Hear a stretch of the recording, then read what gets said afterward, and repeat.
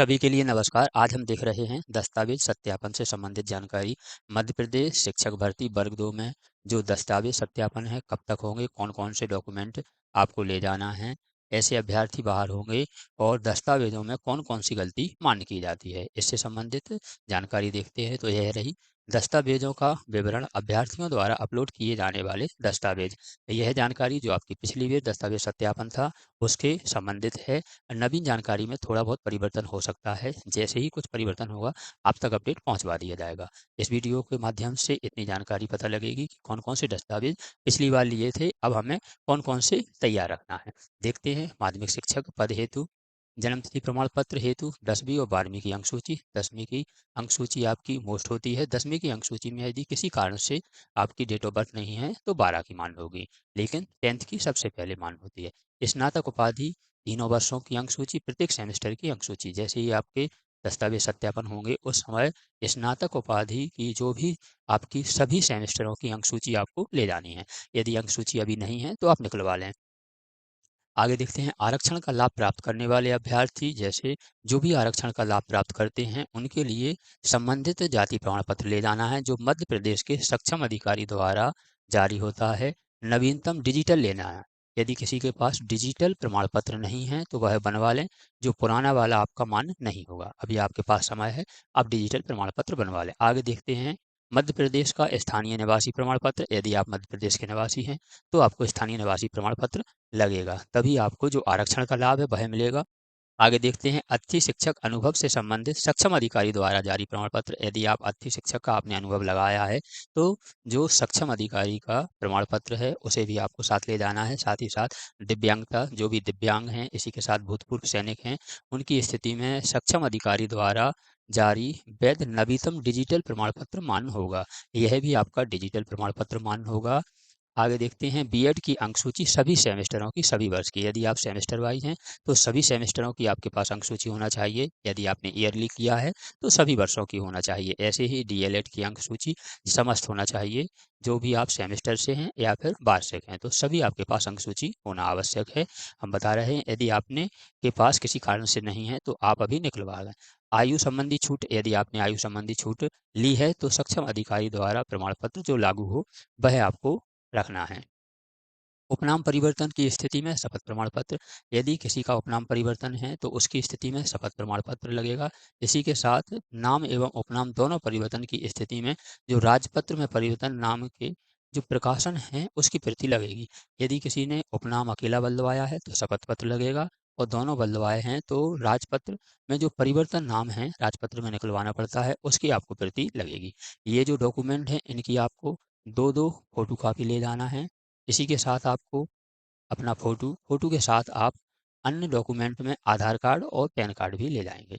आधार card और pan card वहाँ लगते नहीं हैं, लेकिन फिर भी आपको आधार कार्ड तो आपका कंपल्सरी है।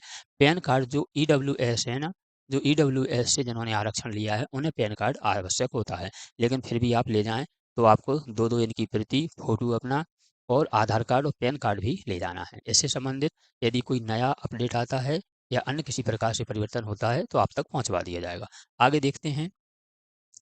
विषय उच्च माध्यमिक शिक्षक एवं प्राथमिक शिक्षक नियोजन अंतर्गत अभ्यर्थियों के सत्यापन के संबंध में बाबत जो आपके डॉक्यूमेंट संबंधित हैं, इससे संबंधित इसमें देखते हैं। यह आपका समस्त संभागीय, यह आपका डीपीआई द्वारा निकाला गया आदेश है पिछली बार का। तो यहाँ यदि हम देखते हैं तो जैसे ही हम नीचे जाते हैं, यह जो आपका पैरा देखते हैं इसमें लिखा है, सत्यापन के दौरान केवल सारभूत कारणों से ही किसी दस्तावेज को अमान्य किया जा सकता है। सारभूत कारणों से ही अमान्य किया जा सकता है। सामान्य टंकर त्रुटि, यदि आपके में किसी प्रकार से स्पेस नहीं है या फिर अक्षर विन्यास, या फिर मान लीजिए आपका नाम पवन है तो पहले आप मान लीजिए भी और डब्लू दोनों बनाते हैं, पहले इसमें भी बनाई जाती थी, आप डब्लू बनाते हैं, तो इस प्रकार से यदि कोई अंतर है तो यह आपका मान्य होगा। ऐसे ही किसी भी प्रकार से अमान्य नहीं किया जाएगा। विवाह के कारण होने के उपरांत उपनाम में होने वाले परिवर्तन के आधार पर किसी दस्तावेज को अस्वीकार नहीं किया जाएगा। यदि आप विवाह के बाद उपनाम आपका चेंज है तो अस्वीकार नहीं किया जाएगा। इसी प्रकार परंपरा के अनुसार पिता और पूर्वजों के नाम उपनाम को आधार बनाकर दस्तावेजों को अस्वीकार नहीं किया जाएगा। यदि पिता या माता के नाम में किसी प्रकार की स्पेलिंग मिस्टेक है तब भी आपको इस प्रकार से नहीं अलग किया जाएगा, यह आपका मान किया जाएगा। किसी भी प्रकार के विरोधाभास स्थिति में वरिष्ठ कार्यालय में आवश्यक रूप से आपको मार्गदर्शन दिया जाएगा। अन्य किसी प्रकार से यदि किसी प्रकार की त्रुटि होती है, तो आपको ऐसा नहीं है कि जिस दिन सत्यापन है उसी दिन आपको भगा दिया जाएगा, ऐसा नहीं है। आपको मार्गदर्शन दिया जाएगा और उसके अगली बार आपको डेट दी जाएगी। लेकिन फिर भी किसी कारण से आपको यदि लगता है कि स्पेलिंग मिस्टेक है, डेट ऑफ बर्थ मिस्टेक है, या आपको ऐसा लगता है कि स्पेस नहीं है, फिर भी आप इसमें शपथ पत्र बनवा लें। सत्यापन से पहले आप शपथ पत्र बनवाएंगे। जैसे ही जो आपकी डेट है, जैसे ही डेट घोषित होती है, उससे पहले आप शपथ पत्र बनवा लेंगे। सत्यापन की डेट के बाद और सत्यापन में जाने से पहले यदि किसी प्रकार की आपको किसी प्रकार की नाम की स्पेलिंग मिस्टेक है, या स्पेस नहीं है, या डेट ऑफ बर्थ में, या फिर आपका कभी कभी नेट वाले क्या करते हैं, 10th की मार्कशीट लगानी है और 12th की आपकी स्कैन कर देते हैं, 12th की जगह आपकी 10th की कर दी। अब आपको तो जानकारी नहीं है, जब आपका सत्यापन होगा तो वहाँ जानकारी पता चलेगी।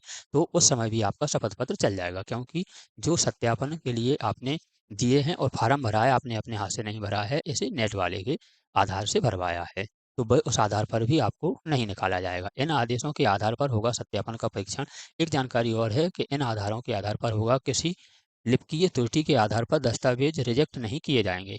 पहले हमने बताया किसी लिपकीय त्रुटि यानी जो लिखने की त्रुटि है, कोई अक्षर मिस्टेक हो जाता है या स्पेस नहीं है, उसके आधार पर आपको दस्तावेज सत्यापन से नहीं भगाया जाएगा। यदि किसी दस्तावेज का अपलोड करते समय गलत दस्तावेज अपलोड हो जाता है और भौतिक सत्यापन के दौरान वैधानिक दस्तावेज प्रस्तुत किया जाता है, तो उसे केवल इस आधार पर अमान्य नहीं किया जाएगा कि आवेदक ने पोर्टल पर गलत दस्तावेज अपलोड किया है। ने बताया 10th और 12th की मार्कशीट या जाति की जगह स्थायी निवासी प्रमाण पत्र हो गया, स्थायी निवासी की जगह जाति हो गया, तो इस आधार पर आपको अमान्य नहीं किया जाएगा। यदि किसी की जन्म तिथि में जो आपकी प्रोफेशनल एग्जाम बोर्ड है, जो आपने पहले प्रोफाइल बनवाई थी, और 10वीं की मार्कशीट में आपकी जन्म तिथि में भिन्नता है, तो 10वीं की मार्कशीट की जन्म तिथि मान की जाएगी। यदि आपने जो प्रोफाइल बनवाई है उसमें या फिर 10वीं की मार्कशीट में भिन्नता है, तो 10वीं की मार्कशीट आपकी मान की जाएगी। इस आधार पर अलग नहीं किया जाएगा। यदि किसी आवेदक द्वारा दस्तावेज जैसे अतिथि शिक्षकों इत्यादि का जो पहले अपूर्ण था, अभ्यावेदन के साथ प्रस्तुत किया जाता है, तो उसे मान्य किया जाएगा। पहले क्या किया गया था कि अच्छी शिक्षक हैं जो ज्वाइनिंग के समय जिनके 3 वर्ष और 200 दिन हो जाते हैं, वह मान्य किए गए थे। लेकिन इस बार ऐसा नहीं है। इस बार फॉर्म भरने से पहले इन्होंने 200 दिन और 3 सत्र आपके मान्य किए हैं। तो यह तो पिछली बार था, इस बार यह मान्य नहीं है। आगे देखते हैं केंद्रीय विद्यालय, और ये सभी विद्यालयों के लिए ये जानकारी थी। आगे इसी क्रम में देखते हैं, अब आपके जो डॉक्यूमेंट सत्यापन है कब तक होंगे, तो जैसे ही हम विज्ञप्ति में देखेंगे, विज्ञप्ति में आपका 3.28 जो आपका पैरा है वहाँ दिया गया है। जैसे ही हम विज्ञप्ति में देखेंगे तो कहाँ देखना है, 3.28 पैरा में देखना है, मध्य प्रदेश शासन सामान्य प्रशासन विभाग मंत्रालय के पत्र क्रमांक, जी आपका पत्र क्रमांक है भोपाल, दिनांक 18, जो आपकी 14 की जानकारी है, उसके अनुसार निर्देशित किया जाता है कि बोर्ड के माध्यम से चयन सूची जारी करने के जो चयन सूची आपकी जारी हुई है, बोर्ड के माध्यम से चयन सूची जारी करने के दिनांक से अधिकतम 3 वर्ष के भीतर चयनित उम्मीदवारों की नियुक्ति आदेश जारी करना सुनिश्चित करेंगे। जो बोर्ड है, बोर्ड के माध्यम से यदि चयन सूची जारी होती है, तो उसके 3 माह के भीतर आपको नियुक्ति आदेश जारी करना सुनिश्चित करेंगे। यदि ऐसा नहीं करेंगे, तो किसी भी स्थिति में किसी भी प्रकरण में वैधता अवधि बढ़ाने का प्रस्ताव मान्य नहीं किया जाएगा। यदि ऐसा नहीं होता है, इसके जिम्मेदार कौन होंगे, विभाग के जो प्रमुख हैं वह होंगे।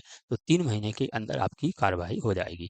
आगे देखते हैं दूसरे राज्यों संबंधी, यह भी आपसे के द्वारा कमेंट में पूछा जाता है कि जो दूसरे राज्यों से जो लड़कियों की शादी हुई है, उन्हें आरक्षण मिलेगा या नहीं मिलेगा। तो दूसरे राज्यों में मध्य प्रदेश से बाहरी महिलाओं को नौकरी में नहीं मिलेगा आरक्षण। यदि दूसरे राज्य से यहाँ पर शादी हुई है तो आरक्षण नहीं दिया जाएगा। ऐसा जबलपुर कोर्ट का उस समय का बड़ा फैसला था। मध्य प्रदेश हाईकोर्ट ने एक अहम फैसले में कहा है कि मध्य प्रदेश राज्य से बाहर की जो आरक्षण वर्ग की महिलाओं को यहाँ मध्य प्रदेश में शादी करने पर नौकरी में आरक्षण का लाभ नहीं मिलेगा। दरअसल प्रदेश से बाहर की ओबीसी, एससी, एसटी वर्ग की महिलाओं को आरक्षण में लाभ से वंचित किए जाने के भारत सरकार द्वारा यह जो आपको आदेश दिया गया था वह था। तो दूसरे राज्य के जो अभ्यर्थी हैं, जो महिलाएं हैं, उनको यहाँ पर आरक्षण नहीं मिलेगा, उन्हें जनरल फाइट करना होगा। तो यह जो जानकारी है हमने आपको बताया कौन कौन से डॉक्यूमेंट हैं जो आपको तैयार रखने हैं, ले जाने हैं। यदि आपका किसी भी प्रकार से कोई आपका डिजिटल नहीं हैं, जैसे जाति है, मूल निवासी है या आपका दिव्यांगता भूतपूर्व सैनिक है तो उसे डिजिटल करवाना है और आपको सभी सेमेस्टरों की मार्कशीट ले जानी है। यदि सेमेस्टर की मार्कशीट आपके पास नहीं है तो अभी आप निकलवा लें। इससे संबंधित और यदि किसी भी प्रकार का हमने बताया जैसे स्पेस कम है या फिर स्पेलिंग का आपको मिस्टेक है, तो जैसे ही आपका डॉक्यूमेंट वेरिफिकेशन की डेट आती है, उसके बाद जब आप डॉक्यूमेंट वेरिफिकेशन के लिए जाते हैं, तो उस बीच आपको शपथ पत्र बनवा के ले जाना है। तो ऐसे किसी भी अभ्यर्थी को बाहर नहीं किया जाता है, जो एक रेयर कंडीशन होती है उसी में बाहर किया जाता है, लेकिन आपको यह डॉक्यूमेंट तैयार कर कर रखना है। जैसे ही इससे संबंधित कोई नया अपडेट आता है, आप तक पहुँचवा दिया जाएगा। ऐसे ही अपडेट के लिए आप हमसे जुड़ सकते हैं। मिलते हैं एक और जानकारी, एक और अपडेट के साथ अगली वीडियो में।